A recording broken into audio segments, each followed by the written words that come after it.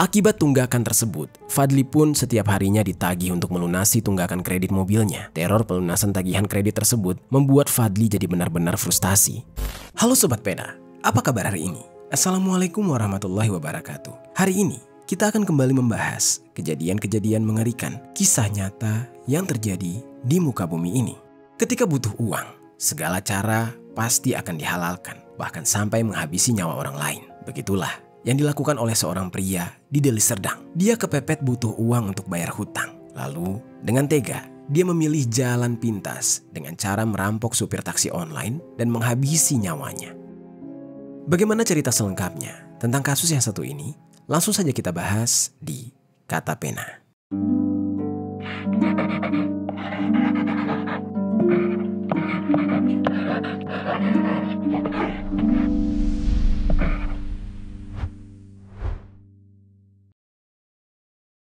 Pemirsa, seorang pria yang berprofesi sebagai sopir taksi online ditemukan di pinggir jalan Desa Sukarenda, Kecamatan Kuta Limbaru, Kabupaten Deli Serdang, Sumatera Utara. Saat ditemukan, korban mengalami luka di leher dan beberapa bagian tubuh lainnya. Sebelum kita mulai ke ceritanya, jangan lupa untuk subscribe channel ini dan bagikan video ini ke teman-teman kalian. Cerita ini dibuat berdasarkan berita yang sudah beredar dan diterbitkan oleh beberapa media publik yang aku sajikan dan aku rangkum dalam bentuk alur cerita. Kita mulai ceritanya. Tekun dan juga pekerja keras, begitulah seorang Janus William Simanjuntak, dikenal oleh orang-orang di lingkungan sekitarnya. Janus ini merupakan warga asal desa Sibuea, Kecamatan Laguboti, Kabupaten Toba, Sumatera Utara. Saat ini, Janus tinggal bersama keluarga kecilnya di Jalan Binjai kilometer 10,8, Deli Serdang, Sumatera Utara. Pria yang kini berusia 44 tahun tersebut juga dikenal sebagai pria yang sangat penyayang terhadap keluarganya. Hidupnya dia pertaruhkan demi istri dan kedua anaknya yang sangat dia cintai. Seperti halnya pria bertanggung jawab pada umumnya, Janus juga menjadi salah satu pria yang sehari-harinya bekerja keras tanpa mengenal lelah demi memenuhi kebutuhan hidup keluarganya. Janus ini bekerja sebagai supir taksi online menggunakan mobil pribadinya, yaitu Toyota Avanza berwarna silver dengan nomor polisi BK2911 UFB. Janus ini biasanya menawarkan layanannya melalui aplikasi InDriver, dan saat dia menjalani profesinya tersebut, Janus kerap sekali memberikan pelayanan terbaik dengan ramah dan menjemput tepat waktu, bersikap sopan dan mengemudi dengan aman. Namun sobat, apesnya, Janus dengan pelayanan terbaik dari dirinya tersebut, suatu ketika dia malah mendapati penumpang yang memiliki niat jahat kepadanya. Orang yang memiliki niat tidak baik kepada Janus tersebut adalah seorang pria yang berusia 45 tahun, yaitu 1 tahun lebih tua daripada Janus, bernama Fadli. Fadli ini merupakan warga Jalan Bunga Kardiol, Desa Ladang Bambu, Medan Tuntungan. Mengenai latar belakang kehidupannya tidak dijelaskan secara detail di media. Namun kendati demikian, diketahui bahwa Fadli dikenal sebagai orang yang cukup meresahkan di wilayah tempat tinggalnya. Fadli dikatakan memiliki perilaku yang menyimpang dan kerap berbuat keonaran yang membuat warga sekitar cukup waspada dengan kehadirannya. Pada tahun 2003 silam, Fadli ini bahkan pernah terlibat kasus penggelapan sepeda motor di daerah Rantau Prapat. Atas perbuatannya tersebut, Fadli sampai dihukum 2,5 tahun penjara. Setelah bebas dari penjara, Fadli kemudian dianggap bertobat sehingga dia menghindari untuk kembali mencuri kendaraan. Namun di balik itu semua, ternyata dia tetap menjalani kehidupan yang menyimpang, yaitu dia diketahui memiliki kebiasaan mengkonsumsi barang haram narkotika jenis sabu. Berbagai upaya dilakukan oleh Fadli agar bisa tetap menjalani kebiasaan menyimpangnya tersebut yang kerap sekali disebut oleh warga sekitar, yaitu kegiatan pompa. Namun karena masih takut untuk melakukan tindakan yang dapat kembali menyeret dia ke ranah hukum, Fadli pun di saat itu memikirkan sebuah pekerjaan yang mudah yang mungkin dapat dia lakukan sesuai dengan kemampuannya. Tetap terasa santai alias tidak membutuhkan tenaga lebih, namun bisa menghasilkan uang banyak. Di saat itu, Fadli kemudian kepikiran untuk menjadi seorang supir taksi online. Namun karena Fadli tidak punya mobil, Fadli di saat itu memutuskan untuk membeli mobil secara kredit. Fadli yang tidak punya uang di saat itu memikirkan jika dia bisa saja mengumpulkan uang dari hasil mengemudikan taksi online untuk menutupi biaya cicilan per bulannya. Lalu setelah bulat dengan keputusannya, Fadli pun membeli sebuah mobil secara kredit. Kemudian mobil itu digunakan untuk mencari rezeki sebagai supir taksi online. Singkat cerita, waktu pun terus berlalu. Mulanya, rencananya berjalan cukup mulus. Dia bisa mencicil biaya untuk membayar kredit bulanan mobilnya. Namun semakin lama, karena gaya hidup dan kebiasaan buruknya yang kerap mengkonsumsi barang haram, yang mungkin uangnya jadi kerap dialokasikan untuk memenuhi kebiasaannya yang menyimpang tersebut, akhirnya kondisi ekonominya jadi berantakan. Fadli jadinya juga tidak bisa memenuhi kewajiban untuk membayar cicilan kredit bulanan mobilnya. Dan sampai pada akhirnya, kredit mobilnya menunggak sebesar 25 juta rupiah. Akibat tunggakan tersebut, Fadli pun setiap harinya ditagih untuk melunasi tunggakan kredit mobilnya. Teror pelunasan tagihan kredit tersebut membuat Fadli jadi benar-benar frustasi. Karena tidak punya uang untuk melunasinya, Fadli pun kemudian diketahui tidak lagi menjadi supir taksi online. Dia berhenti di saat itu. Yang jelas, setelah itu kehidupan Fadli menjadi berantakan. Fadli rasanya tidak bisa waras akibat memikirkan hutang tersebut. Namun bukannya berusaha keras untuk mencari cara agar bisa menyelesaikan masalahnya, Fadli malah lebih memilih larut di dalam kefrustasiannya dengan lebih sering mengkonsumsi barang haram narkotika. Dan mungkin karena kebiasaannya yang menyimpang tersebut, Fadli pun mulai jadi tidak bisa berpikir jernih. Saat situasinya semakin sulit dan tidak karuan, Fadli memutuskan untuk melakukan gali lubang tutup lubang, alias meminjam uang untuk bayar hutang. Fadli yang di saat itu ingin pinjam uang dari temannya yang berinisial H. Dia pun kemudian mencoba untuk menghubungi H dan langsung terang-terangan menyampaikan maksud dan tujuannya. Dia ingin meminjam sejumlah uang, yaitu agar dia bisa melunasi hutang sebesar 25 juta rupiah. Meskipun jumlah yang Fadli inginkan cukup banyak, rupanya H setuju untuk memberikan pinjaman tersebut. Namun di saat itu, H tidak benar-benar ingin meminjamkan uang, melainkan dia ingin mengajak Fadli apabila Fadli menyanggupi permintaan dari H untuk dicarikan mobil. Di saat itu, entah apa yang ada di pikiran Fadli. Fadli diminta untuk mencarikan mobil secara ilegal yang mana nantinya dia bakal dibayar sebesar 25 juta rupiah. Tidak diketahui di saat itu apa profesi dari si H ini dan apa maksud permintaannya untuk dibawakan mobil. Karena detail informasi mengenai H ini juga tidak dijelaskan secara detail di media. Namun dibalik itu semua, atas permintaan dari H yang menginginkan Fadli untuk mencarikan dia mobil secara ilegal, rupanya disanggupi oleh Fadli. Setelah menyanggupi permintaan H, Fadli pun mulai memikirkan cara untuk bisa mendapatkan mobil. Di saat itu, Fadli jadi menghalalkan segala cara. Yang penting dia bisa mendapatkan uang untuk membayar hutangnya. Karena Fadli memang benar-benar sudah muak ingin keluar dari masalah hutang yang tengah menjerat kehidupannya. Ya apalagi tentu saja dengan menguasai mobil milik orang lain alias merampasnya secara paksa. Seharusnya tidak menjadi hal yang sulit untuk mewujudkan hal itu. Karena dulunya dia juga pernah terlibat di dalam kasus penggelapan sepeda motor. Untuk melancarkan niat busuknya tersebut, Fadli mulai mencari cara agar bisa memperoleh mobil dengan lebih mudah. Berbekal pengalamannya sebagai mantan supir taksi online, dia pun berpikir untuk merampas mobil dari supir taksi online yang bakal menjadi sasaran empuknya. Namun, Fadli menyadari jika hanya mengancam saja, mungkin si pemilik mobil tidak akan membiarkannya lolos dan dia bisa membawa mobil itu. Yang mungkin bisa saja, dia malah justru dilaporkan ke aparat yang berwajib dan membuat dia kembali mendekam di balik jeruji besi. Dan oleh karena itu, Fadli dengan keji berencana sekalian saja untuk menghabisi nyawa dari para targetnya. Karena jika dia pandai menyembunyikan aksi kejinya dengan rapi, mungkin dia bisa lolos dari jerat hukum. Begitulah pikirnya. Singkat cerita, Fadli yang sudah bulat tekadnya untuk melancarkan aksi perampasan mobil dengan menghabisi nyawa sang supir. Kemudian, pada hari Minggu tanggal 23 Februari tahun 2025, dia menyiapkan sebilah pisau yang ada di rumahnya. Untuk memastikan rencananya berjalan lancar, dia memastikan mata pisau tersebut benar-benar tajam dan mampu memberikan hasil yang mematikan.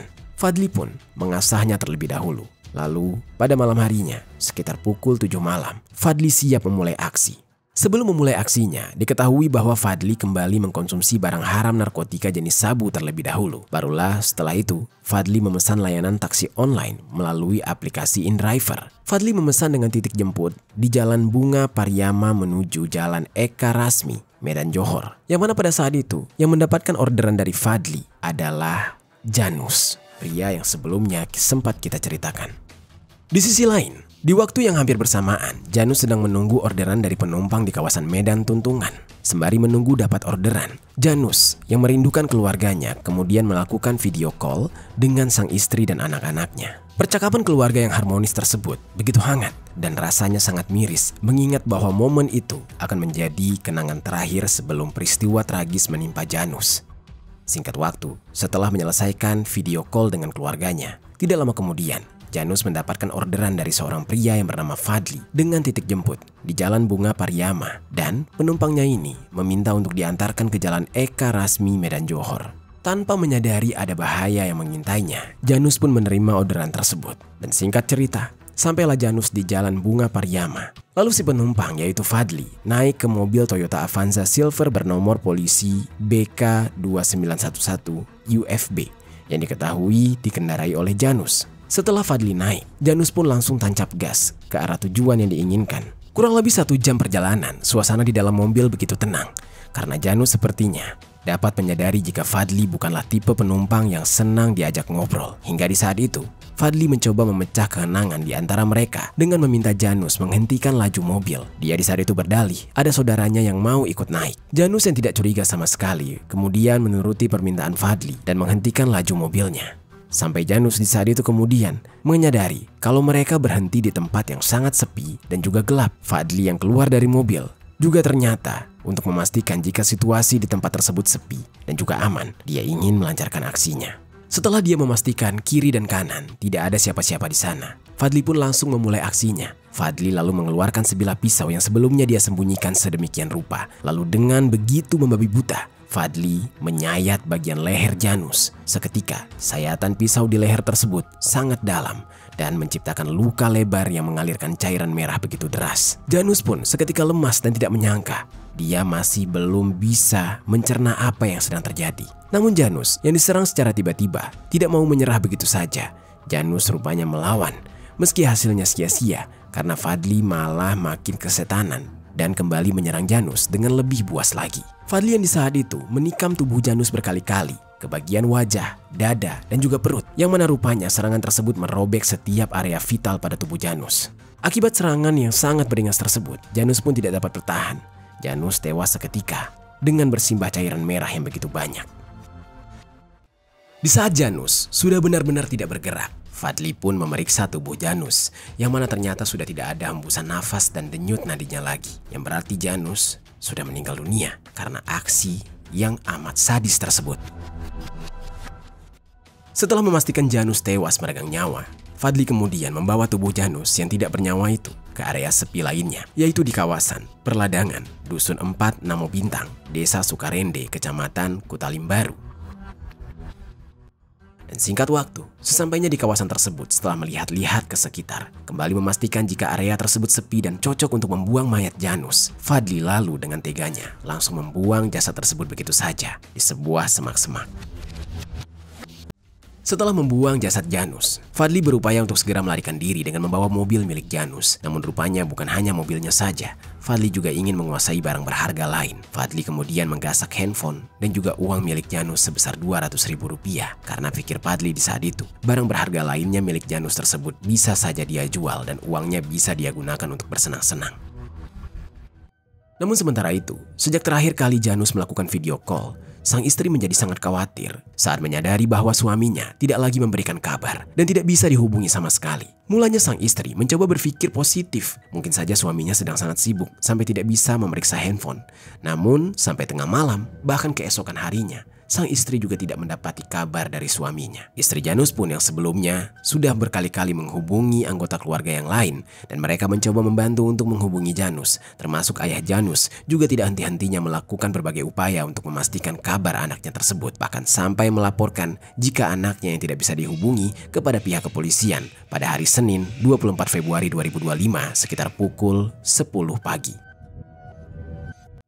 Di sisi lain, di saat yang bersamaan, seorang warga yang di saat itu tengah melintas sambil menikmati udara pagi yang mulai terasa teriknya di kawasan Perladangan Dusun 4 Namo Bintang, Desa Sukarende, Kecamatan Kutalimbaru, sangat dikejutkan saat melihat adanya jasad manusia tergeletak terbujur kaku, membiru di dalam kondisi yang sangat mengenaskan di semak-semak. Tubuhnya banyak luka sayatan, diantaranya ada di perut, wajah, leher, dan dadanya. Mendapati temuan yang sangat mengerikan tersebut, warga itu pun segera melaporkannya ke pihak berwenang guna menindaklanjuti penemuan jasad itu. Tak lama setelah itu, pihak berwenang yang mendapatkan laporan sampai di lokasi kejadian dan langsung mengamankan lokasi dari banyaknya warga yang berkerumunan untuk menyaksikan temuan jasad tersebut. Lalu kemudian melakukan proses penyelidikan lebih lanjut. Setelah ditelusuri, pihak kepolisian mengkonfirmasi bahwa jasad yang ditemukan merupakan korban penghilangan nyawa.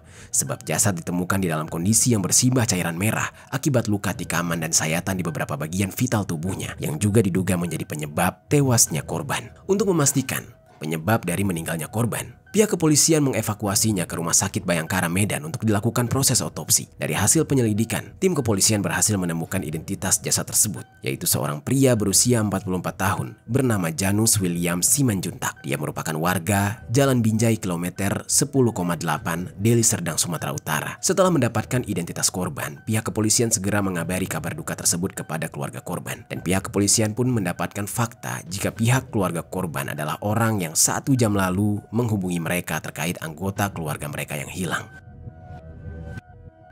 Pihak keluarga yang dikabari jika Janus menjadi korban pengeksekusian sangatlah amat syok. Mereka lemas. Sedari semalam, mereka menunggu kabar dari Janus yang tidak bisa dihubungi. Namun sekalinya mendapatkan kabar dari Janus, kabar tersebut adalah kabar duka yang seakan menjadi mimpi buruk bagi mereka. Dan untuk memastikan kabar tersebut, pihak keluarga kemudian bergegas pergi ke rumah sakit tempat Janus dievakuasi oleh pihak yang berwenang. Mereka pun menuju ke Rumah Sakit Bayangkara Medan di saat itu. Dan saat melihat jasad yang katanya merupakan jasad dari Janus yang menjadi korban pengeksekusian, pihak keluarga langsung lemas saat memastikan bahwa benar jasad tersebut adalah jasad Janus yang sedari semalam mereka khawatirkan keberadaannya. Bukan sekedar terpukul, pihak keluarga benar-benar diliputi duka yang mendalam. Terlebih sang istri yang terus-menerus menangis meratapi kepergian sang suami. Pihak keluarga di saat itu tidak terima jika Janus harus berakhir seperti itu. Mereka meminta pihak kepolisian untuk mengusut tuntas. Untuk membantu proses penyelidikan, pihak keluarga pun bersedia dimintai keterangan. Dan dari keterangan istri Janus yang terakhir kali dihubungi oleh Janus sebelum akhirnya ditemukan tidak bernyawa, pihak kepolisian mendapati fakta bahwa Janus terakhir kali pamit bekerja mencari penumpang, yang ternyata Janus merupakan supir taksi online.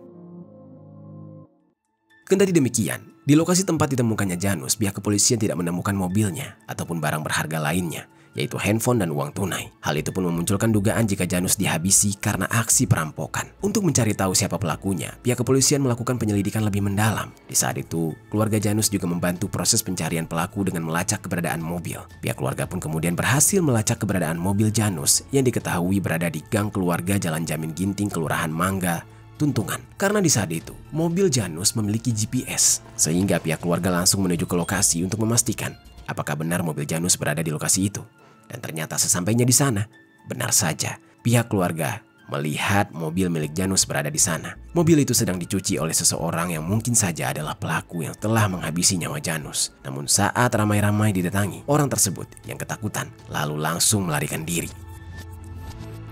Ternyata sobat, orang yang sedang mencuci mobil Janus tersebut memang adalah pelaku, yaitu Fadli. Yang saat itu dia langsung lari saat digeruduk.